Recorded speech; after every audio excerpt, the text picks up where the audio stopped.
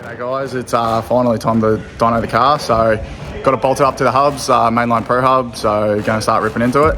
So literally last week finished the car and then Cobb go and send out an email saying go fuck yourself basically. So the EPA has just got the better of them, so they've changed all their software now, so going forward you're basically going to have cat lights and emission related lights aren't removable. So I think I've got another week left before that is enforced with the forced update. So hopefully get the car fully tuned today, and then that's not a problem for me. So hopefully all goes well with that, and gonna start ripping into it. So I've never done a Cobb GTR, so I'm gonna have Rob sitting in with me, basically doing most of it for me, just showing me along the way and making sure I don't blow anything up. So yeah, let's rip into it.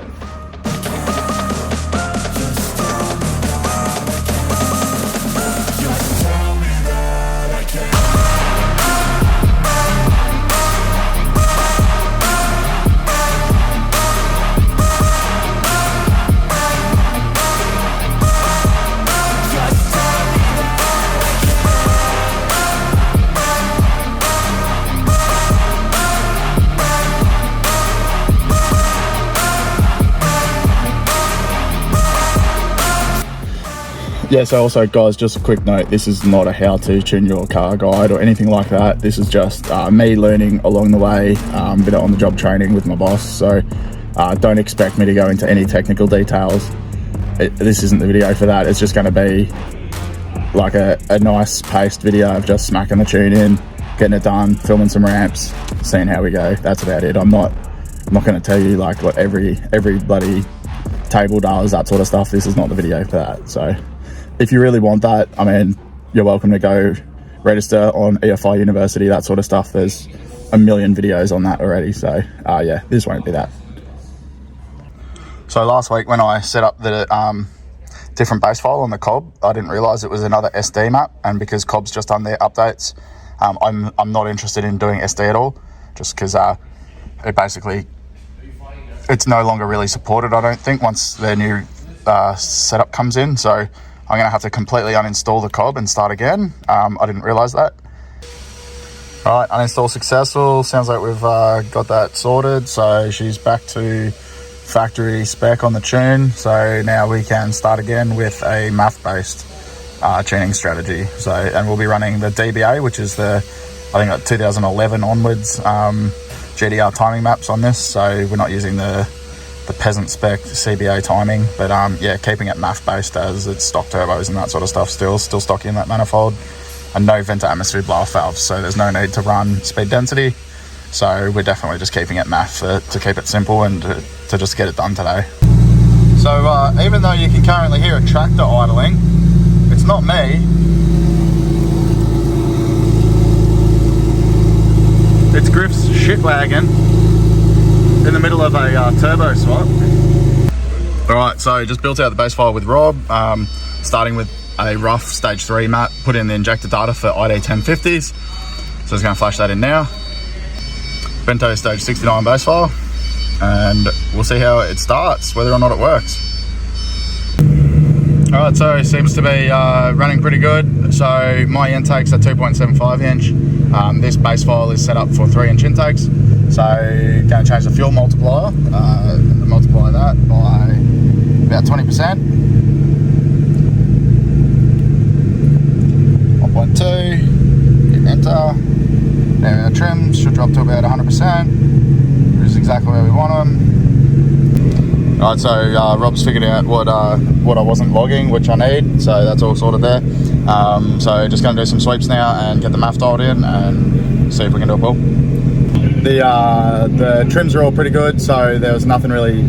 The math only is like within about 5 or 6% through pretty much the whole run, so that's all good. The roll attack's set on the dyno, so we'll just scale this math up a tiny bit, and we'll get into a pull I think now, so we'll see how we go.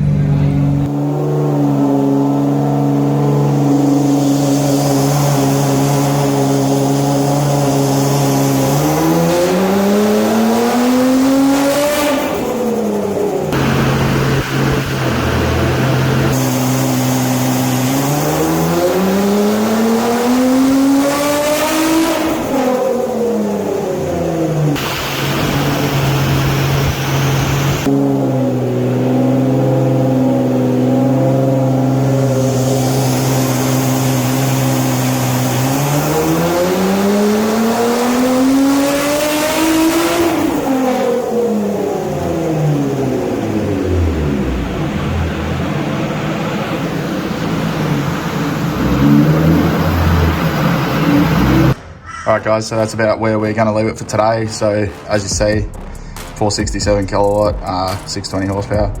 The power curve just goes absolutely dead flat at the top. I'm pretty sure, now being no expert in Cobb GTR tuning, that is because we are hitting the torque cap, the gearbox. So about 800 Newton meters across most of the run, which is about 590 to 600 foot-pounds, which is what Cobb recommend is the limit for your stock gearbox. So I'd say, because we started out with an off-the-shelf map, modified it from there, I'd say that protection's still in it. I'm going to leave it in it because I don't really want my standard stock 09 gearbox to explode the first time I drive the car. So that's pretty much just left in there. So that's where we're at for the day. I had about 10 litres at 98 left, and we're pretty much done with the 98 tune, good enough for where I sort of wanted it.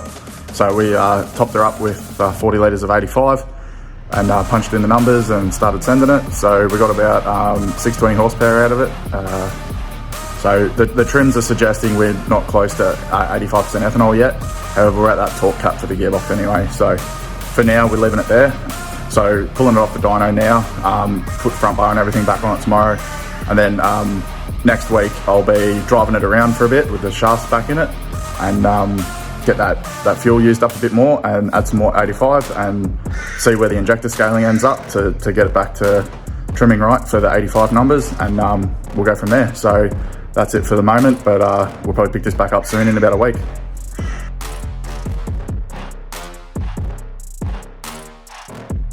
Got the car up on the hoist, bit of a mission while you're bloody still coming off COVID. All you do is just sweat and have absolutely zero motivation to do anything. So try and get this front bar on. I didn't actually remove it, Josh did, and he's not here, so try and figure out where all the screws go. So this will be fun. So this didn't quite work out how I thought it would. The little weak ass brackets that I straightened when I did the cooler seemed to go to these like lumps here, which there's 3 of. I would have thought they would have gone to those brackets, but those brackets apparently go to nowhere. And then these are what line up with those little brackets. So just got to add a nut and bolt on that one because that's missing a speed nut. Traction bolts are here. This bumper just fits absolutely garbage, this lip. So none of this also. That's all got to get trimmed and cut and stuff because it doesn't really fit properly. Nothing's pre-drilled, so we'll see how we go with that as well. Alright, so I just drilled out all these holes, put these scrivets in. I've done a bit of a cut here just to tuck that in a little bit better. New bolts for all this stuff. Was missing the speed nut there, so it's just a bolt and nut. Now this brake duct actually hits on the lower rad support pretty bad, so that's actually a little bit warped there.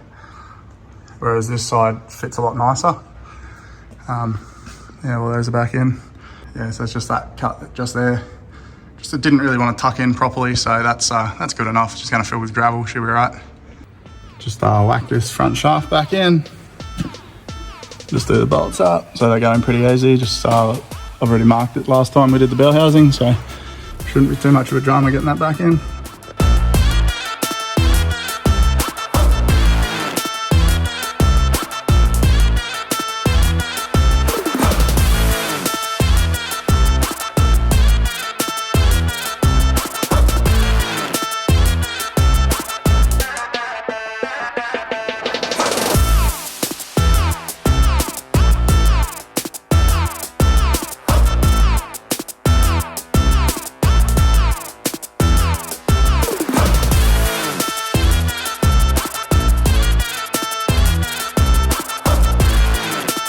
Alright, we're all back out of the shop on our own wheels again. Got that front lip and the front grille added. Definitely need some wheel spaces though if I'm going to keep these OEM wheels on for a bit. So we're going to need to take her through the mobile detailing centre on the way home. Nothing but the best with the detailing of this car, let me tell you. Look at that bonnet. Oh yuck. Yuck. Disgusting. Should be bloody good as new after the ultimate wash with the triple foam and the blow dry and the spot free rinse. Oh, look at that, best value. Yes, anyway, I've still got a bit of COVID brain, so you have to bear with me if I keep repeating myself. But yeah, got the front bar back on and changed the oil and put the front shaft back in. So just getting the car a bit of a detail now. So just working a bit of this E85 through it, make sure the rest of that 98's out. So I'll take it for a bit of a drive, maybe today or tomorrow.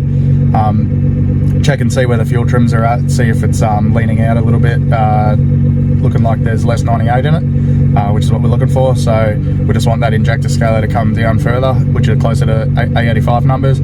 I don't even remember if that's what I talked about while we were tuning, but basically we're at the wrong nut. I don't know, remember the number off the top of my head. I think on 98 it's scaled at about 1163 cc's, something around there, and then we're aiming for like 500 and something, I think, on 85, and we're at like 800 still. So we definitely have too much 98 in the tank still. So yeah. Anyway guys, that's the end of the video there. So thanks for watching, and don't forget to like, subscribe, all that sort of stuff. It really helps me out with the YouTube algorithm.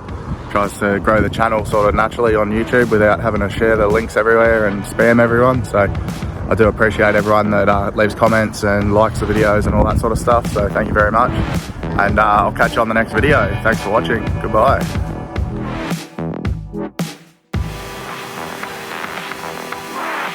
And we've got a whole production team happening here. We've got Cam B set up on the LS engine and boom over here.